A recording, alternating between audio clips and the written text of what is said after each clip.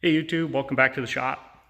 Tonight I'm out here and I got a customer job. We do a lot of these, probably a couple a month at least, sometimes more, sometimes less. But I got a semi-truck fuel tank here. So this is out of a late model Freightliner.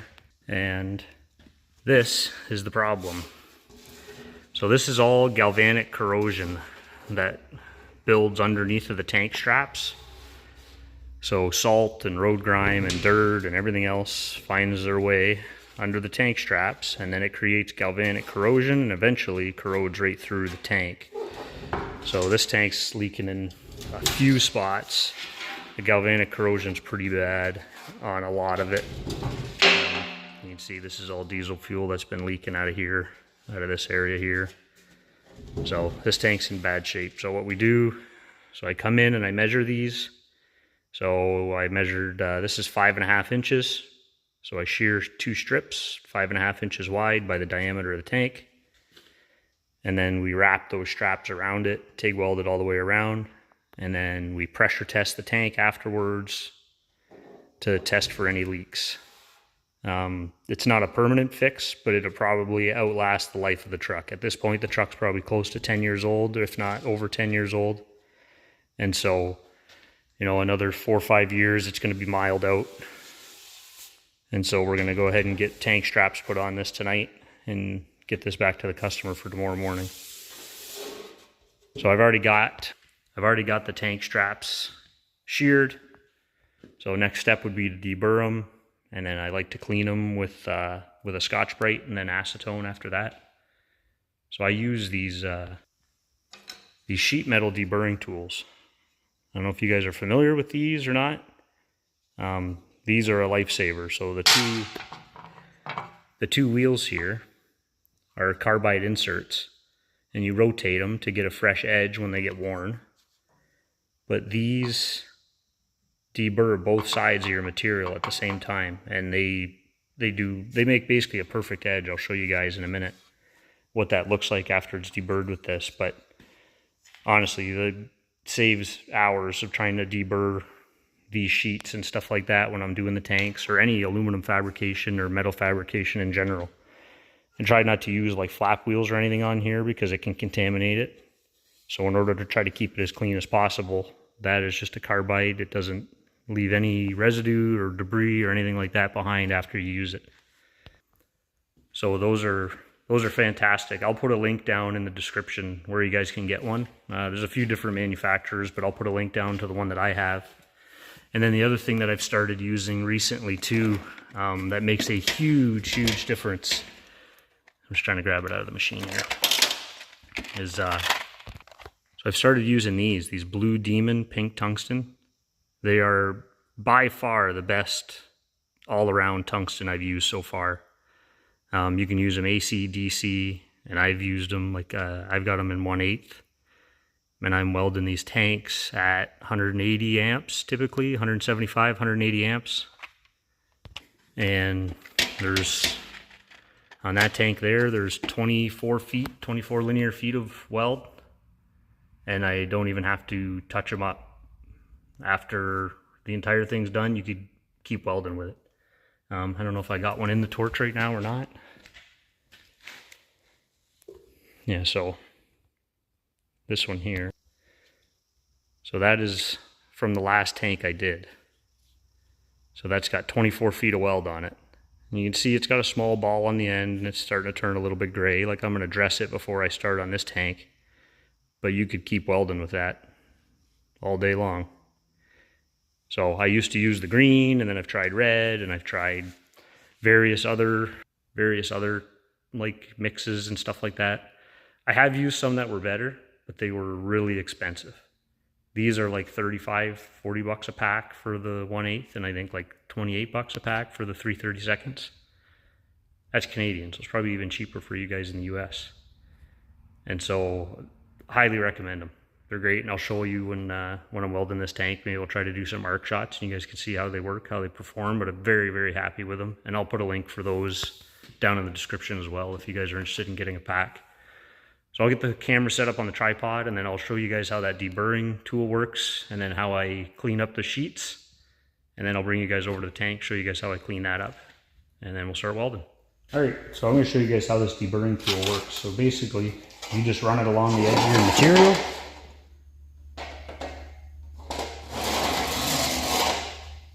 And it puts a small chamfer on both sides of the piece. Works really good, it's fast.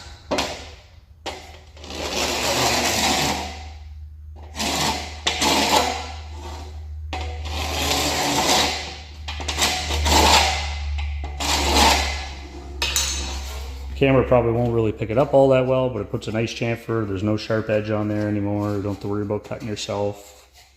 Nothing like that. And then once I've got them chamfered like that on each end, take my Scotch-Brite and I just run my Scotch-Brite on both sides. And then the last step, once I have it all Scotch-Brited, is I just take a clean rag and a little bit of acetone, and then I go ahead and I wipe that. And that's it. These are ready to weld. That's all the prep that I do on them. Just wipe them, deburr them, Scotch-Brite, wipe them with acetone.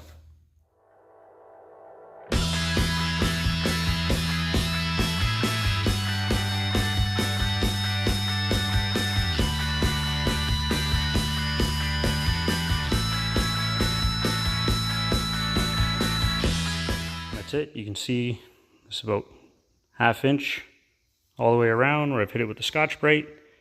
Wiped them all down with acetone. These are ready to weld. This is why you wipe them down. That's everything that came off of these pieces. Now we'll turn our attention over to the tank itself. Kind of a similar process. I'm going to go ahead and hit all this with a wire wheel, get all that galvanic corrosion off, clean it up. You know, probably about 2 inches on each side of the corrosion. That way there I got a clean spot to weld. And then I'll go ahead and wipe this all down with acetone as well.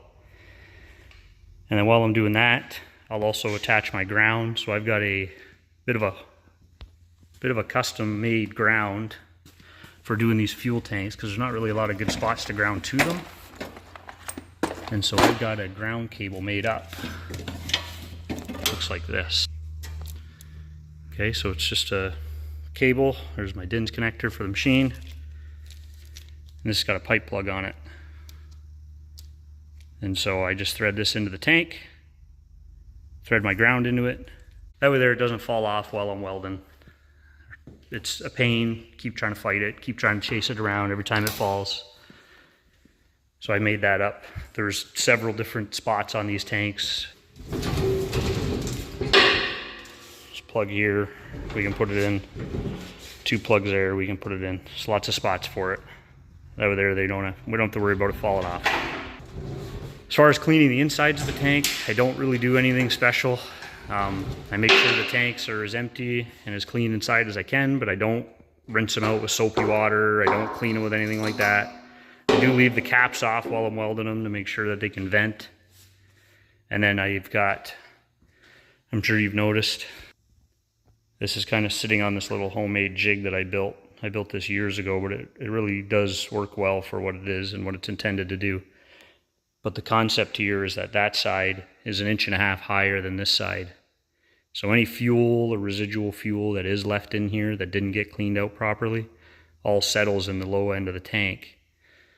And that way there's no fuel puddled directly over where I'm welding or directly over where the heat is at. I know I used to purge them years ago. When I was doing these, I used to purge them with a separate argon line. I haven't in a long time. I've never, ever had any issues with it. They don't get hot enough, in my opinion, to have an explosion. The tanks rarely ever get more than a couple hundred degrees other than directly where the weld is at. But because these tanks are so big, within 30 seconds, the weld area is almost cool enough that you can touch it without burning yourself, because it just dissipates the heat into the entire tank so fast. And then, like I said, I do keep the lid or the cap open. That way there, any fumes that do build up inside have a place to vent out. And then I just take my time. So I'll go ahead and get the tank all cleaned up. And then we'll start putting those straps on. Actually, I'll explain how I do that. That way I don't have to stop. I'll just set the time lapse up. But once I got the tank all cleaned, I lay my straps on. Usually I'll start at the seam in the tank. So I'll start right here where that seam is at, if I can. So here, because that seam is so dirty, I don't want to have to try to weld across this seam where it's all corroded in here. So I'll come a couple inches away. Here's a nice clean patch. There's no corrosion here, just a little bit of dirt, but that'll clean up with the wire wheel. So I'll start my patch right here. Same on this side. It's a nice clean spot right here. That's where I'll start my patch. And then as I roll my tank, I pull my strap around. And then once I get about halfway around, then I can actually just by hand, because the material's only 100 thou aluminum. Once I get to that point, I pull the strap around by hand, and then I wrap a ratchet strap around the tank, pull it all tight so that I got a nice tight gap all the way around. And then from there, I tack weld it maybe about every 10 inches all the way around the tank on both sides of the strap. Pull the ratchet strap off, and then that's ready to weld. I'll show you the settings that I use. This is going to get loud because the fan comes on as soon as these machines start.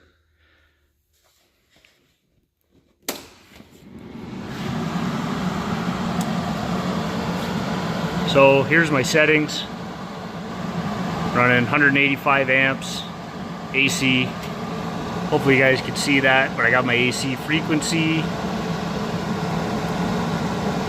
is right around 180-ish, call it. Somewhere between 160 and 180. And then my AC balance is set to 40. And then that's it. All the rest of the settings I don't use. Not for what I'm doing anyway. And then the only other thing, like I said, I use those pink Blue Demon tungstens. For these settings, I'll be running it at 1/8, or I'll be running a 1/8 size tungsten. So I'll get the time lapse set up, and I'll take a break when we get it all tacked up and show you guys where we're at that point.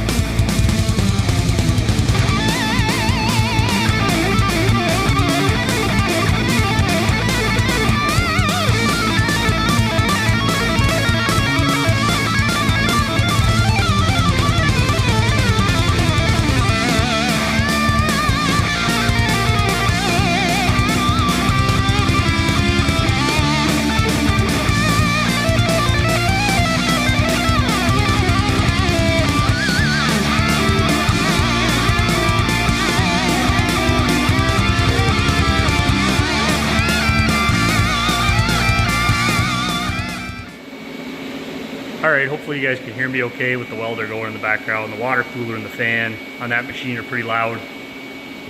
Just want to show you guys where we're at right now. So here we are. Straps are tacked all the way around, both sides. So this is ready to weld out now. Just giving the machine a minute. I'm going to get my welding jacket on and my helmet back on. Get all set up with my, my chair.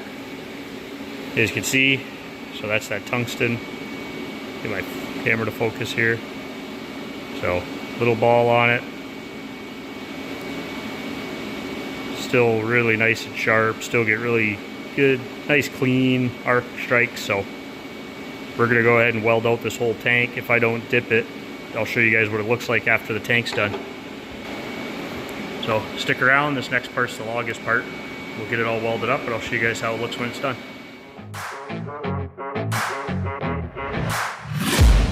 I'm taking shots at the enemy. I'm gonna make it to the top, leave a legacy. If I got something to say, you better let me speak. Turn it up a new degree, bitch, you ain't seen anything. I pop off with the new rock, electronic, blow the sonic roof up. I'm too honest when I take a few shots. They're too toxic, need to take the noose off. And you cannot save me, I don't need saving. It's everything I've been chasing, all here for the taking. Don't wanna test your luck with me, I think I've had enough disease. I'm sick of all the bad thoughts, people who are half-nots. You were not as tough as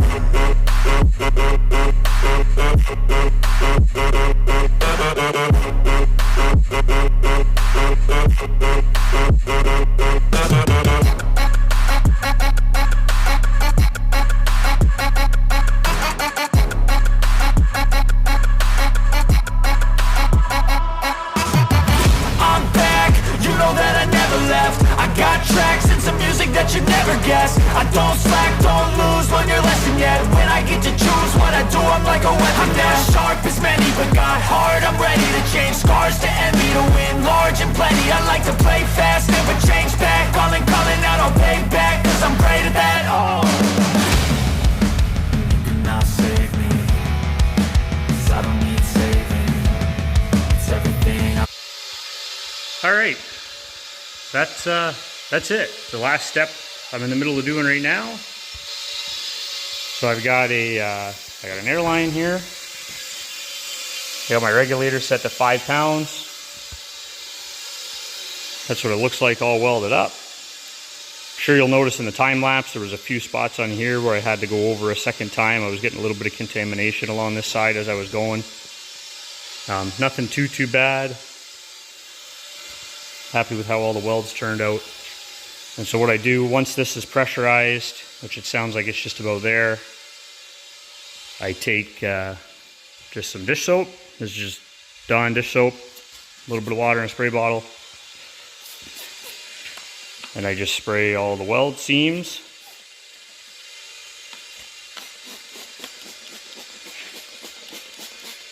And look for bubbles. If you don't see any bubbles, I call this tank good to go. Customer can come pick it up.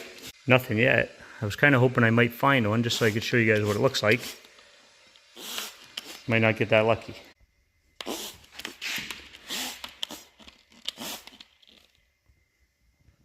Well, I suppose it's good and bad news. Good news is I don't have any touch up to do. Bad news is you guys don't get to see what it looks like when there is a hole that I got to touch up. Anyway, I think this video is probably getting a little bit long, maybe the longest one I've done so far. Thanks for tuning in. Hope you guys learned something today.